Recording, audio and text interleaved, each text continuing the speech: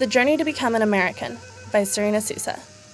My entire life I have known that my Grandma Nani's family came from Italy, and knowing this is part of how I identify myself as an American. When I was 4 years old, I was lucky enough to go with my parents and my grandmother to see the town where her family came from for the first time. It is a town called Casalovecchio de Compito, meaning Old Castle. And from my first memories of Casalovecchio, it did seem old, like it hadn't changed in 100 years. Feeling that there were no opportunities for him there, my great-grandfather, Abramo Bartolome, decided to leave Italy, giving up his birthrights to come to America, followed several years later by his brother. My great-grandfather left the only home he knew at the age of 17, and departed from Le Havre seaport in Normandy, France, on a ship called the Rochambeau. He arrived at Ellis Island on Monday, September 15, 1913.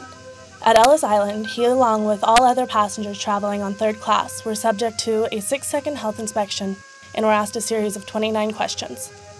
Some of the questions were as standard as the passenger's name, occupation, and how much money they were carrying into the country. Some of the questions were a little less standard, such as if the person was a polygamist or an anarchist. After going through Ellis Island, my great-grandfather moved to Alameda, California, and worked as a cement mason. He had known my great-grandmother, Giuseppe, in Casalovecchio, and she arrived in California shortly after my great-grandfather, and they married. In 1922, my grandmother, Olga, was born, followed 4 years later by their son, Harry. Although my great-grandparents came to America as teenagers, they were able to keep their Italian traditions alive. There were great struggles for them in America, including the language barrier, as well as the struggles in the different traditions. My Grandma Nani did not learn to speak English until she started school, and even then struggled and was chastised for her accent.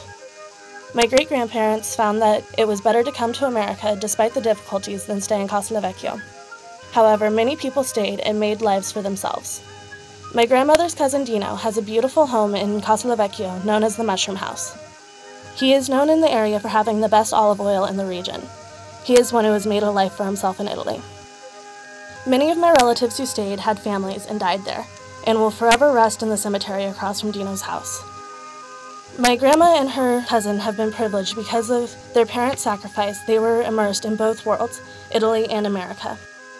My grandmother has been able to take all of her children and myself to where her family is from, and for that I am lucky.